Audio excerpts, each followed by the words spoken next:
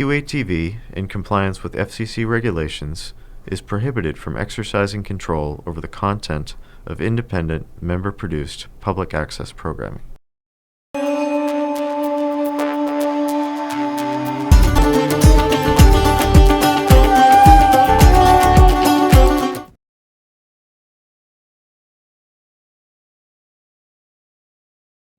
Sure. Thank you, Ishita, and thank you, So, for inviting me, and of course, Sue, for inviting us to be part of this wonderful project. I'm really excited that we are getting this opportunity to see this movie and see the strength of this kind of a woman who's setting an example for all the South Asian women out there that think that it's not possible, especially as you said, child bride, leaving a marriage, coming from a South Asian culture, which is an next to impossible thing, and then going on to make a career, very difficult career too, in the realm of men.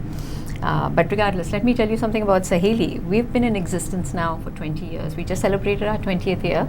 We are a 501c3 organization, and we work primarily with South Asian families.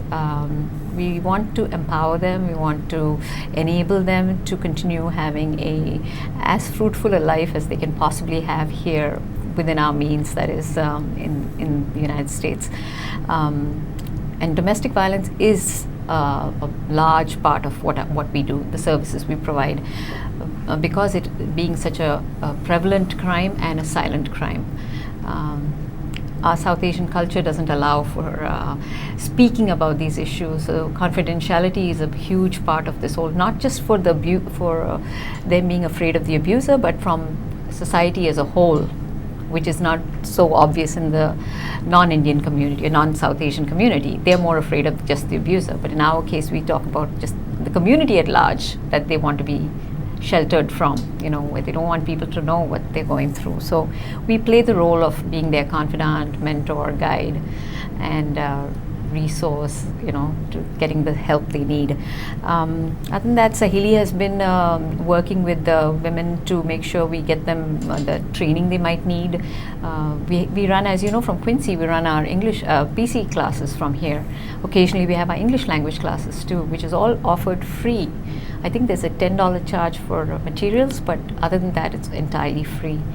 So then we run some camps, we run visa camps, so we run health clinics, and anything that will work with the South Asian community, any of the assistance that they might be looking for, we try to provide. South Asian based organizations that we work with closely.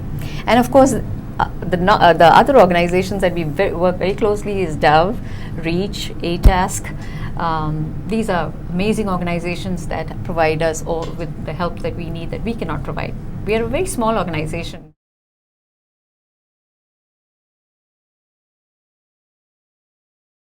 So it's exciting to be seeing it today, and I'm hoping that we get a large crowd, and we have a Q&A afterwards in which we will discuss the movie and its impact on our society, and we do hope there are a lot more selfies coming out of this kind of a showing of the movie, inspiring people to not consider their situation as the end-all and be-all of their lives, but to keep furthering it, making themselves better and empowering themselves. This movie is truly about a woman who's done that all on her own, empowering herself and not accepting life as it is handed to her. I do believe that's the true strength of a woman, regardless of which society she belongs to. So I'm truly delighted to be bringing this movie today, and excited to be watching it with the rest of the public today. Thank you, and we do hope you'll find a way to watch this movie. If you're not able to come in today, I hope you find a way to watch this movie and share it with your friends. Thank you.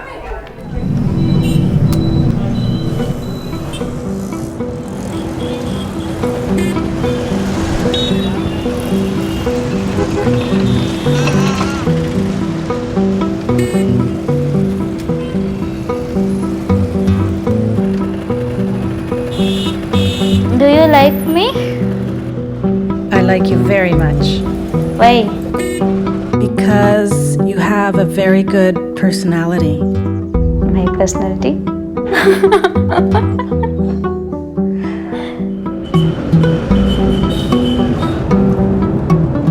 ಅಂದರೆ ನನಗೆ 14 ವರ್ಷ ಇದ್ದಾಗ ಮದುವೆ ಮಾಡಿಬಿಟ್ಟಿದ್ರು. ಅವ್ನು ಸಖತ್ ಹೊಡಿತಿದ್ದವನು. ಅಲ್ಲಿರೋದಕ್ಕಿಂತ ಸಾಯೋದ್ ಮೇಲು ಅಂತ ನಾನು ನಿರ್ಧಾರ ಮಾಡ್ಕೊತಿದ್ದೆ. ಆಮೇಲೆ ನನ್ನ ಮನಸ್ಸಿಗೆ ಸರಿ ನಾವು ಸತ್ತರೆ ನಾವು ಯಾವುದನ್ನು ನಿರೂಪಿಸೋಕ್ಕಾಗಲ್ಲ ಅಲ್ವಾ,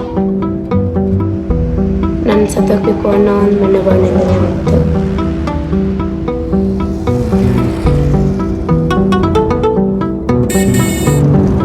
ನನ್ನ ಹೆಸರು ಸೆಲ್ವಿ, ನಾನು ಡ್ರೈವರ್ ಆಗಿ ವರ್ಕ್ ಮಾಡ್ತಾ ಇದ್ದೀನಿ. ಅದರಲ್ಲೂ ಈಗ ಯಾರೇ ಬಂದರೂ ಕೂಡ ಫಸ್ಟ್ ಫಿಮೇಲ್ ಡ್ರೈವರ್ ಅಂತ ಇದು ಮಾಡ್ತಾರಲ್ಲ, ಸಖತ್ ಖುಷಿ ಆಗುತ್ತೆ.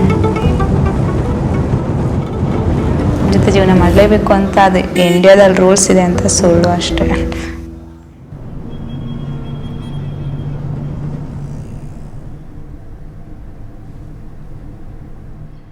I was very impressed with Selvi herself. I think she showed so much of spunk coming from a village and from the 9th standard. That's all she passed. So most people throw up their hands having studied in cities, and say, "What am I going to do? I won't get a job." She did the best thing she could do, driving. And she didn't even let herself be stagnant there. She went on to drive trucks. No, I was just scratching my head. I thought that driving was such a great analogy for her being able to have control over her life, and it made so much sense that of course she wants to drive. That's such a concrete way of feeling like you have a lot of control for someone that for a long time didn't really get to have that in her life. And when she was sort of crying and emotional about not driving and working, you could tell it had a lot more. Yeah, she felt she felt like she had given up part of her identity, right? So when she was at home. But one thing is that you notice that she doesn't lose her spirit. She's pretty much always thinking ahead. And I think and the very fact that she has people to talk to about her problems, I think that's where we come in as a lot of the people here work with agencies that deal with domestic violence. And I do feel there's a big message in here about how important it is for us to be able to even offer moral support to women like this. Because that's all they need. Financial and all comes along later, but moral support, giving them a kind word, that changes everything. Because the biggest problem in domestic violence is self-esteem. And we need to be able to find a way to help that woman regain her self-esteem and self-confidence so she can go out there and make a difference. And Selvi is definitely one of those who's proven to South Asians. And she comes from South India. I belong to South India, and the language she spoke is the language I speak too. So it was easy for me to see the kind of problems that she was undergoing. And it's not just her story. It's the story of many, many women. So it's very heartening to see. I think this would be a great example. She's a great example to women from South Asia. So I'm very happy to have that there's a movie that's been made, and that too it's been made by a foreigner, which is another nice thing. Someone from outside the country had to come in to show that this problem is prevalent.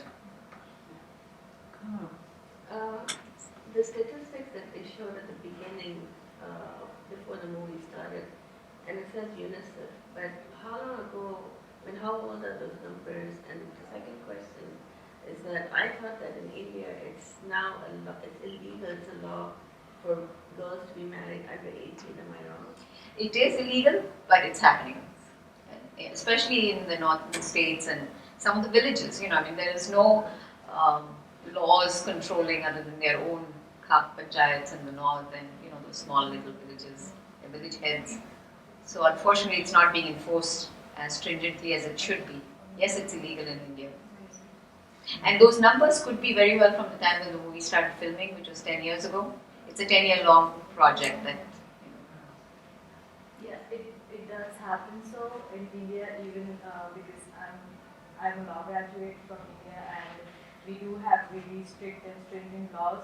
But sadly, a lot of the native part of India, the villages, they're still governed by their own personal laws.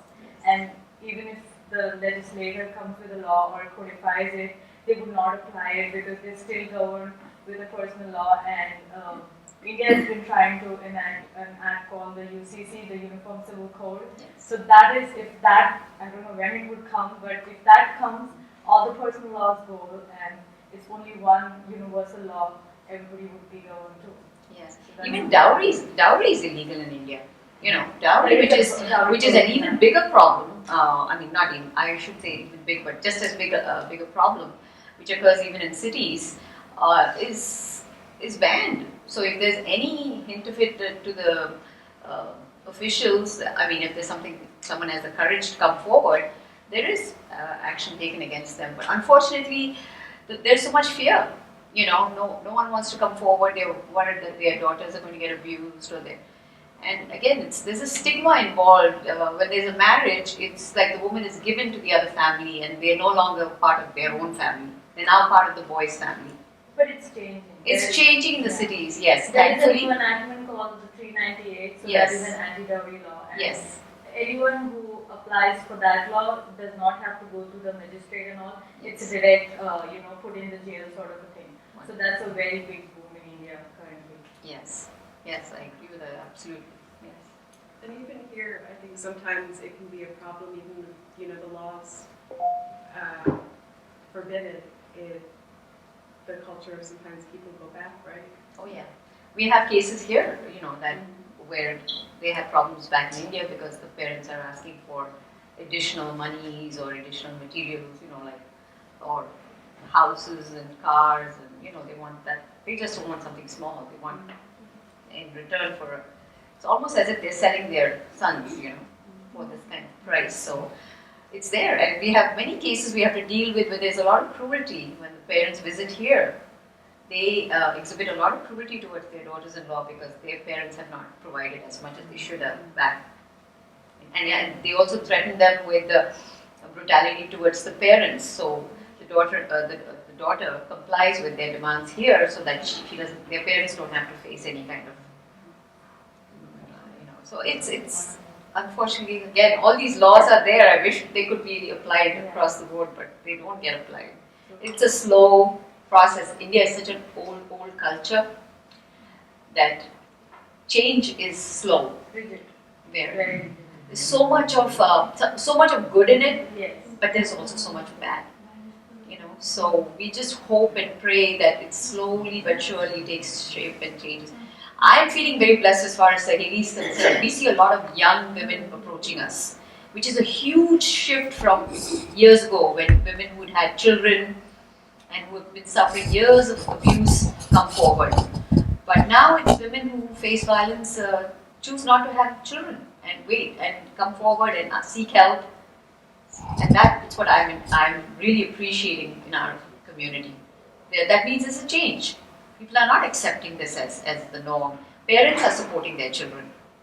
There are parents who call us and tell us, please help our daughter.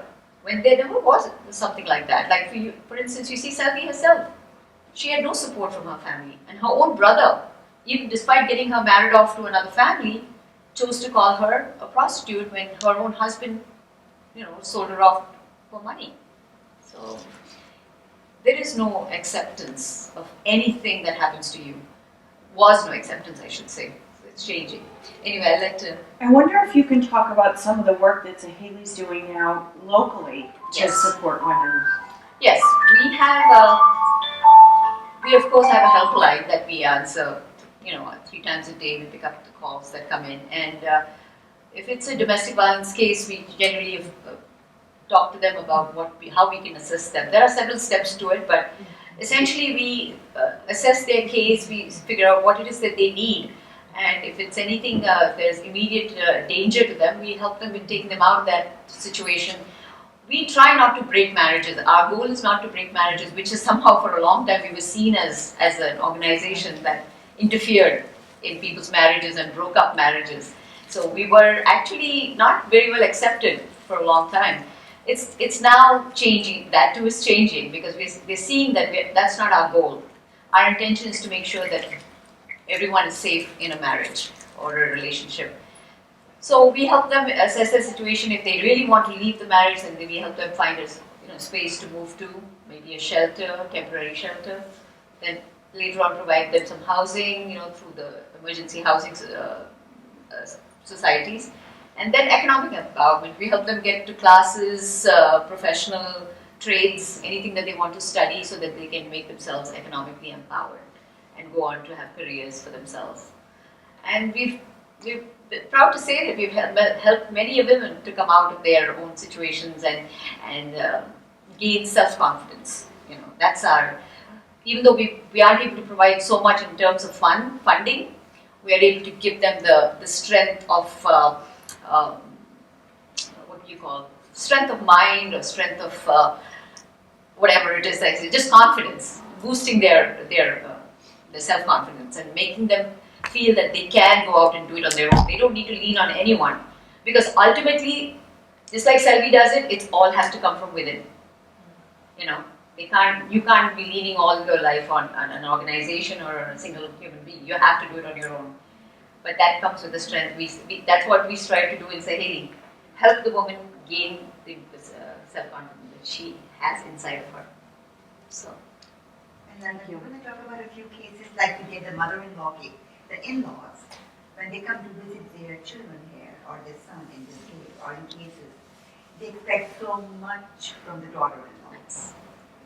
They come, especially during the delivery time, and still expect the same thing. The daughter-in-law will cook and clean and look after the baby. And then, of course, the son really takes the side of the parents, and they leave her behind, and her life becomes miserable. And they say, you can go back to India and leave your child here. So, and that becomes so tough. So, we have a couple of cases where the in-laws are leaving within 2 months, and all we can tell her is she has got H4 and her husband has H1. You have a choice to go to shelter, but what will happen then? So can you stick for a month and a half more with this intolerance and brutality of the in-laws, and they're going then? Think positively. So I actually just want to add to that. It actually doesn't end there, even if she has to go back. Our favorite term, it doesn't end there. Absolutely. The lives actually are controlled by the parents, even remotely. Yeah, that's a very big tragic. That's basically when they come, they control the family.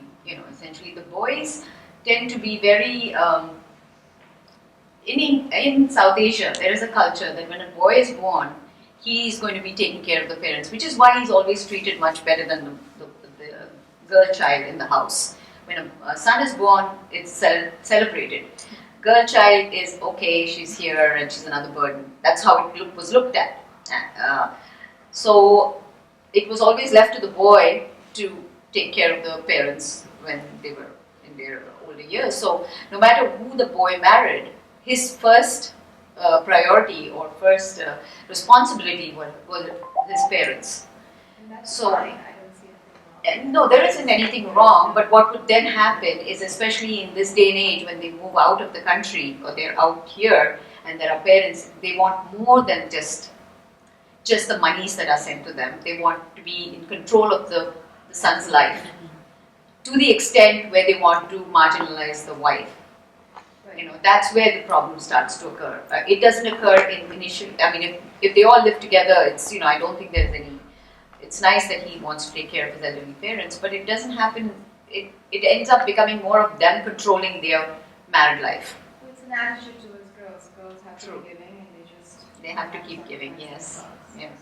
It's not about putting effort in yourself. It's about how much you can sacrifice. One thing that I saw in the movie was when Selvi was crying and she couldn't go back to work, that kind of carries over no matter where you're at as a mother, no matter how accomplished you are. When you're sitting at home with children, you feel left out with your own self. Motherhood is only a part of being a woman. There are a lot of parts in you that you feel accomplished in and fulfilled in, and when you are only restricted to one role, it becomes harder to be in that position for a very long time. And there's levels of barriers across cultures when you're restricted in that position, and they don't necessarily come out easily in establishing. Yeah, it is. But I do admire the fact that Vijay, her husband, is definitely beyond his, the community that he grew up in. He seems to have been a very broad-minded young man who allowed his wife to grow and move on. He knew her passion, he knew what she really loved, and allowed that to happen. It doesn't happen in all cases. So she, as she says very often, she feels very lucky, she feels very blessed. So it's obvious that whatever she's done in her life has helped her create that aura of self-confidence, and she's attracted a man to her that is, given her that courage to move on and continue moving on. It doesn't always happen. Someone who comes from a very abusive relationship tends to want to end up back in another abusive relationship. It's a pattern that they have to break out of. So just to have the very fact that she chose to be independent completely after having left an abusive relationship, she learned how to grow within herself. That's when she met the second man in her life who was far more stable. Had she jumped from the first to the second right away, it probably would have been the similar type of relationship that she would have ended up with, which we see as, I'm a survivor myself, so I have I lived for 13 years, and I was an educated girl, and I was, I worked in India, but I married someone, and I lived for 13 years, and 3 kids, and it took me 13 years after being in this country to start a new life with absolutely no knowledge of how to run have a bank account, a credit card, nothing to my name. I had to start from scratch. So I started my life 13 years after I came to the country. So it took a lot, and I was an educated girl. So despite that, it doesn't change what happens to you when you're in that situation. The question is, education doesn't do anything for you. Money doesn't do anything for you. It's all a mindset. It's the person's mind that goes first. So you got to be able to get that mind back to where you want it to get that courage to say, yes, I'm going to make something of myself. And you've talked, and I think the movie really speaks to the critical importance of the support of family, yes, friends, community to be able to make that happen. Completely. Complete strangers stepped up to help her. Yeah. So that's where it comes. When these 2 men, who ran that Ordinary Girls' Hostel, they came forward and became her surrogate brothers, and it comes from the most unexpected sources. So, which is why I feel anyone who wants to come in and volunteer doesn't mean you will not make a difference in that person's life. All it needs is a kind ear to listen to your to listen to you. And that's all it takes. So I have an observation. You're talking about Selvi here, a South Asian movie. You can't box it as a South Asian movie. This is a universal phenomenon. Yes. So do you see the same things happen here? Maybe with slight variations, yeah, but it is there, right? Yeah. So do you want to add something? Yeah, talk about the cases that come to Dab. Yeah, sure. For people that aren't familiar with Dove, we're a domestic violence program that's based in Quincy, and we work with people that have experienced abusive relationships. We have a shelter and a community advocacy center, and absolutely see a lot of similar themes of oftentimes a male partner sort of feeling that they have this right to sort of have control over their partner. We work with a lot of folks that have experienced financial abuse, are not allowed to work, weren't allowed, encouraged to finish school, to be independent, and sort of having that kind of control over the other person allows them to, or keeps them in the relationship. So absolutely, a lot of overlapping and a lot of family that sometimes we think would align with the survivor and end up sort of supporting the abusive person, and so a lot of those same themes. Yes. I think the only major difference I would see in amongst the South Asian and as opposed to the non-South Asian is the societal pressures. We have women, the abused woman not just fears the abuser, she fears the society in general. So she refuses to be able to have her case be even discussed with another like-minded person or someone who is going through a similar situation, because she's afraid that it will get around to the community. Because there's so much of cultural barriers to it. They feel that people are going to stigmatize them and ostracize them, and they just don't like that. They don't want people to know. So you would see in our community people who are doing very well and out there in society, community, pillars of the society, but they have miserable homes, dysfunctional homes, and but they cannot discuss that with anyone. They have to wear these two faces all the time. It's very sad. I hope that's one of my fondest dreams, is someone will be able to talk. Yes, I'm going through this and I'm succeeding at it. I want everyone to stand up here and say, yes, it's not a stigma, and society should be able to talk about it. There's nothing wrong in it. It's not the abuser's fault. It's not the abused person's fault, and it's the person who's abusing that needs help. And we also don't suggest that the abuser is always one at fault. Maybe there's some issues there that need to be taken care of. And if there is someone who approaches us seeking that kind of help, we're more than happy to provide them the resources they need, seeking anger management or any kind of other resources that we might have at our disposal, because it is a sickness in a way, abusing someone, because there's always inferiority or whatever there is that they're suffering from that causes them to become abusive. And there's alcoholism.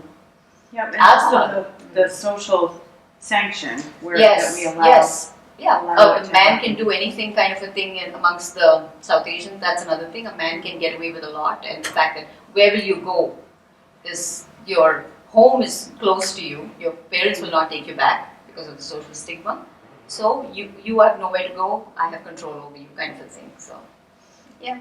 So I want to add to that. Tonight, we don't have many of the women attend for that very reason, because a lot of the husbands will not take care of the babies in this hour, even though the women in the house have taken care of them all day. And that's the regular struggle that I see on a weekly basis. We run our computer festival at the library, and some women come and volunteer with us just to be able to go out and do something. Yeah.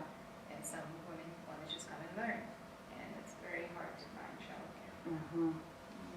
And that's for something that's certainly not even as, it's not like they're going to get support around issues around the relationship. They're just trying to assimilate into society, because that's one of the biggest issues that the abuser. One of the things that the abuser does is to control their partners, the movements, and what they do with them, as far as isolating them from friends, isolating them from society, preventing them from seeking work or having a vehicle of their own.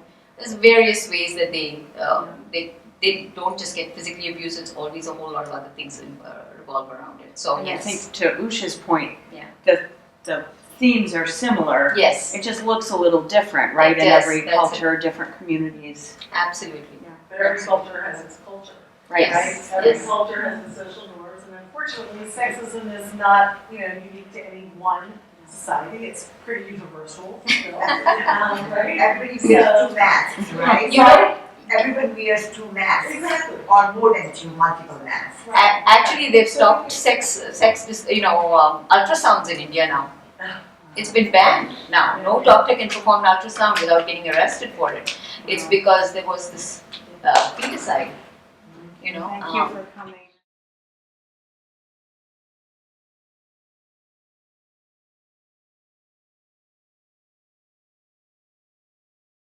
I do have to mention that the viewers have to understand that this is not America, this is India that driving Selvi is. And to break the traditions, to run away as a child bride is next to killing yourself. And watching the movie not only gives me the courage for all other young child brides back home as well as in this country, the struggles, and it's not okay to commit suicide. You have to just get out of it and go for it. I'm so glad that you brought this to Quincy. I mean, just priceless. I have no words to express. And you understand Kannada, I understand. Yes. And I am from the state of Karnataka, so I do understand and speak Kannada. But more heartening, I just wanted to raise this issue about young people coming forward. Earlier on, women would be in marriages which involved domestic violence. For years and years, there would be children involved. There would be, until there came a breaking point. Sometimes it didn't. Sometimes it would result in just them living that life and dying that way. But of late, we've been getting so many calls with this H1, H4, which is in a way heartening to see, because it is showing us that these women are not willing to put up with any of this anymore. They are willing to get out of the marriages before they bring in offspring, which will then perpetuate this problem, you know. So, and we're finding a lot of parents calling us, which is extremely heartening, because it's showing us that there's support, which never used to exist before. You know, parents said to you, you're married, you're gone, you leave the house, and you're no longer our child. You're the child of you're their So property. parents are calling from here? From here or from okay. India, reaching out to us and saying, please help our daughter. She's struggling with this, and we need to know what. And she does not want to return. She wants to make a life for herself. So please see if you can help her. So I feel that is a really wonderful trend, where parents are showing support. They're no longer worried about the stigma of society. They still want us to keep it confidential, but at least they're not afraid to take that step to say, you know, if she's not happy, she can leave the marriage. She should leave it. And we always we give them the choice. Obviously, we do not force anyone to break. We do not want to be involved in breaking up marriages. That's not our goal. But yes, domestic violence is not acceptable. That we make it very, very, very clear. And So it's a huge step for the parents. it is to a take, huge and step, huge. and for the society to change. Yes. Yes, and for our community to be able to step up and say, yes, this is happening within us. As much as it's our community who is stepping up to see what's happening, is what I'm amazed. The movie had to be made by a non-Indian, non-South Asian producer, director, who decided and who had the heart. And then Sue, which obviously with your blonde hair, you're not South Asian. I'm not. You're not. Surprise! Yes, but you're the one who initiated that. Let's bring it to the South Asian society. Of course, you co-sponsored. Saheli co-sponsored. Right. We are trying to help. But who initiated this? It was a non-Indian who felt Right. But you know, there are a lot of And the Indians. non-Indian who made it too. And a non-Indian who No, made there are it. a lot of movies. I have to tell you, there are a lot of Indian directors that have made movies on domestic violence, except that they're not widely appreciated, because you know the bulk of the population of India is illiterate that lives in the villages. So when you talk about addressing 70% of the population that's in the rural community, they don't want to go to a theater to watch someone getting beaten up or someone doing something that is beyond what they can imagine.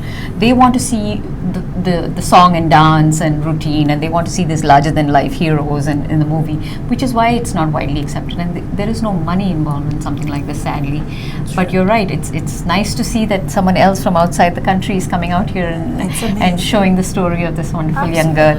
So And it's very important for us all to remember that we each have a role in ending domestic violence, and there are certain things that I can do, but all of us together can do that much more. So, you know, the important thing for me was, if we're going to do this, we have to partner with folks who know this community. This is your community. I'm not trying to bring something from the outside, but I really wanted to bring this to Quincy with you all. yes. That's so wonderful to hear, the responsibility taken by joint community to bring, so that all of us have a say in domestic violence and take it through. And Dove has been instrumental in Norfolk County as well as the South Shore, headquartered here in Massachusetts as well as in Quincy. So do support Dove and the South Asian community on Saheli. Join us in making domestic violence history. Thank you. That would be great. Thank you. Thank you.